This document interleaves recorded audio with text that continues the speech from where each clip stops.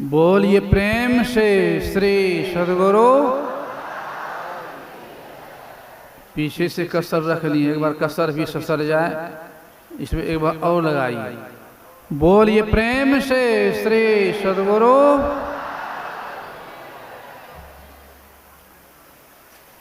मंगल मूर्ति सद्गुरु मिलवे सर्वाधार।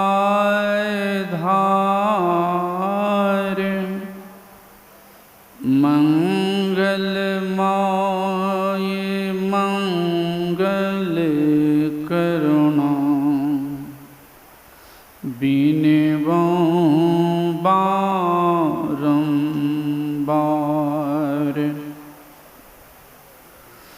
धन्य धन्य सद्गुरु सुखद महिमा कही न जाय।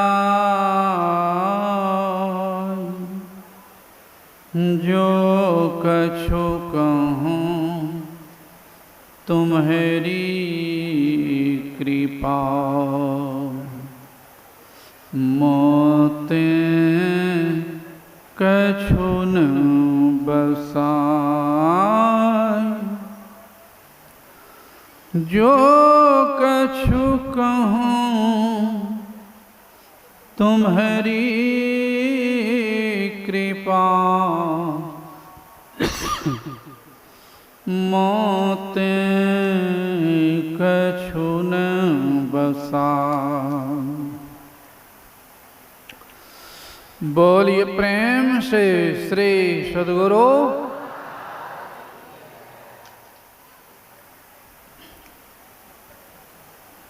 अपने निवास में विराजमान संत मत के वर्तमान आचार्य श्री के श्री चरणों में नमन।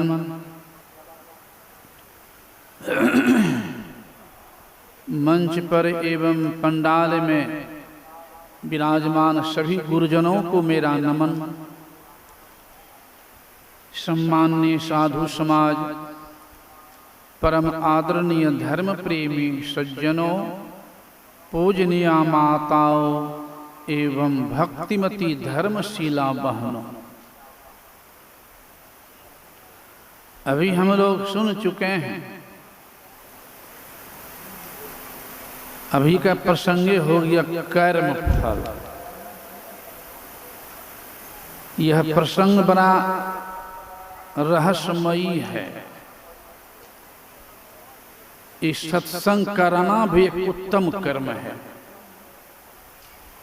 शब्दे है सत और संग। सत्संग में आना भी एक कर्म है।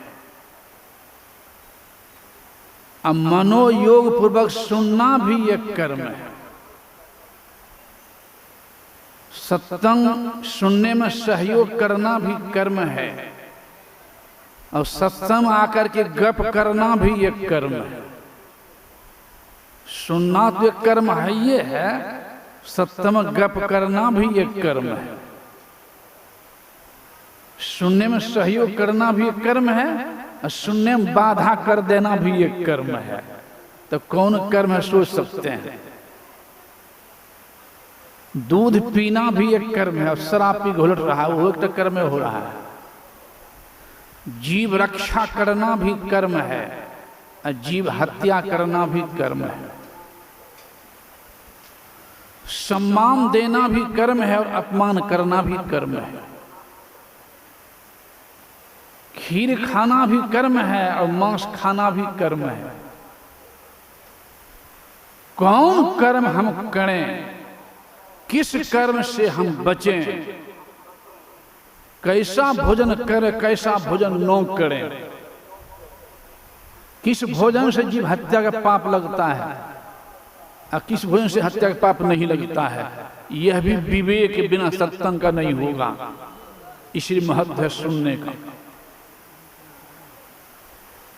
प्रसंग है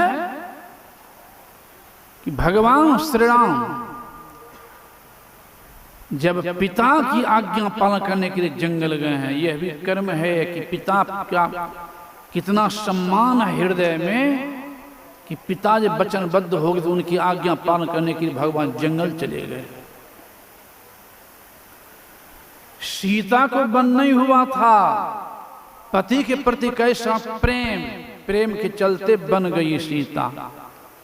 लक्ष्मण को वन नहीं हुआ था, एक भाई के प्रति कैसा प्रेम, भाई के प्रेम के चलते बन गए हैं।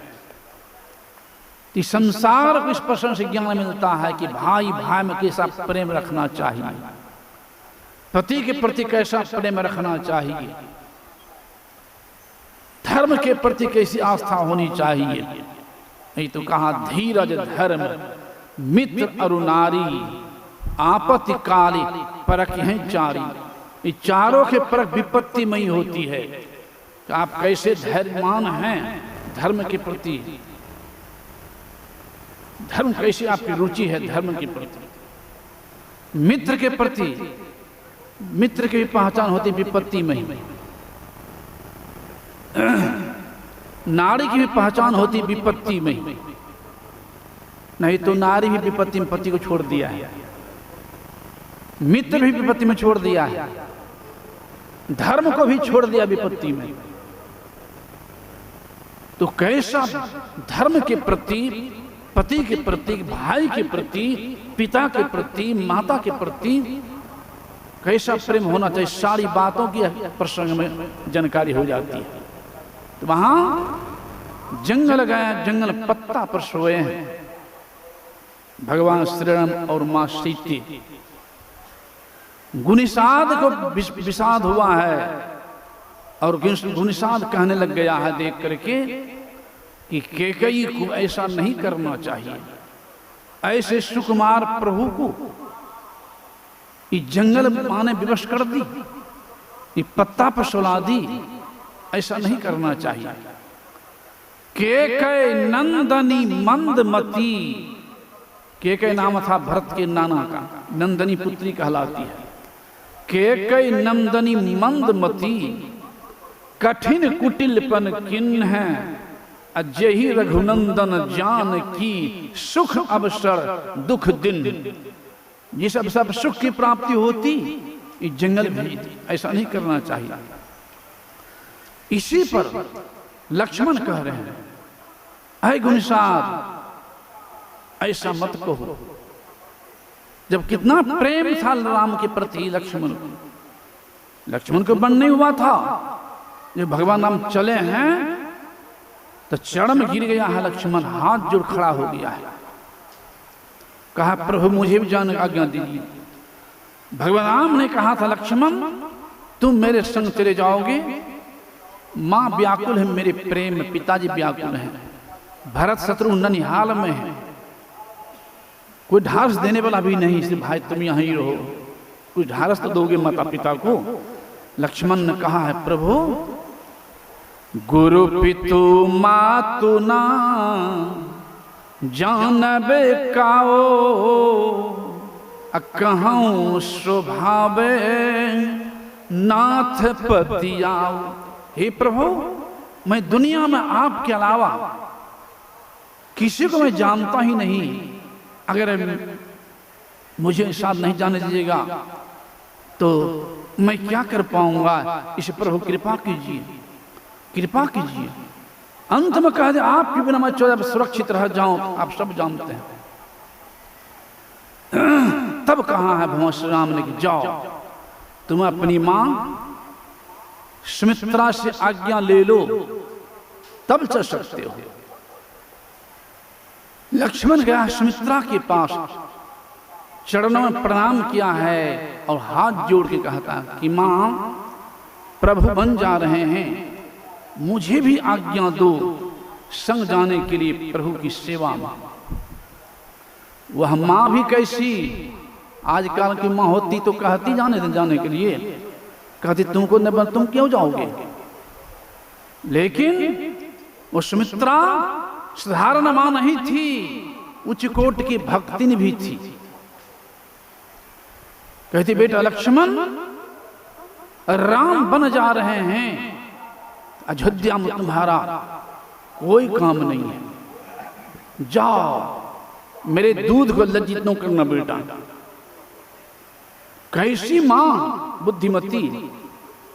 इस प्रश्न पर आता हूं ना तो मुझे अपनी मां की भी याद आ जाती है। जबकि मैं 4 भाई, और जब मैं 74 में आ गया कुप्पा घाट गुरु वहां के चरणों में सेवा में, जबकि वहां 3 बेटा 5 बेटी सामने में, एक बेटा आ गया संत के सेवा में, खुशी होनी चाहिए न उल्टे इतना मोह होता है माँ का। उल्टे इतनी रोई हमारी माँ कि हमारी माँ की आंख की रोशनी चली गई रोते रोते। कैसा मोह होता।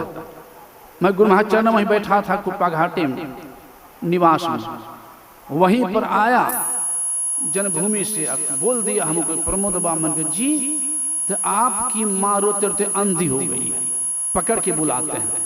तो कष्ट तो हमको भी अपार हुआ। मैंने गुरुदेव से मुंह खोल के नहीं कहा, लेकिन हृदय को मैं नहीं रोक सका, प्रार्थना जरूर किया कि हे गुरुदेव आप छिपी हुई नहीं, सब बात आप जानते हैं। शरीर का दीपक आंख है, आंख के बिना शरीर बेकार है। बेटा आप तो सेवा नहीं कर पाएंगे और बहुत कष्ट होगा आंख के बिना। अब मैं घर जाकर कुछ नहीं कर पाऊंगा, और मुझे विश्वास है कि थोड़ी सी कृपा कर देंगे, यहीं से माँ का कल्याण हो जाएगा, मुझे विश्वास है। यही प्रभु मैं आपसे कुछ नहीं मांगता हूँ और आगे भी नहीं मांगू, बस इतना ही मांग कर रहा हूँ कि कम से कम माँ की आंख रोशनी लौट जाए, जो जीवन अपने से कार्य करे, दैनिक कार्य। मैं मुंह खोल के नहीं कहा। अब मैंने कहा जाइए मेरे भाई को पिताजी कह दीजिएगा कि मुंगेर ले जाकर अच्छे डॉक्टर दिखा देंगे, दवा चलेगी, और मुझे विश्वास है कि गुरुदेव कृपा अवश्य होगी, मुझे विश्वास है। मैं गया भी नहीं, महीनों से पड़ी थी, आंख पकड़ के बुला दैनिक कार्य कराते थे, शौचालय ले जाते पकड़ कर, डॉक्टर को दिखाए, दवा चली, और गुरुदेव पुकार भी सुन गए, और महीना पुरते पुरते दोनों आंखें रोशनी लौट गई, सब काम अपने से करने लग गई। यह मैं 74 की बात सुनाया है।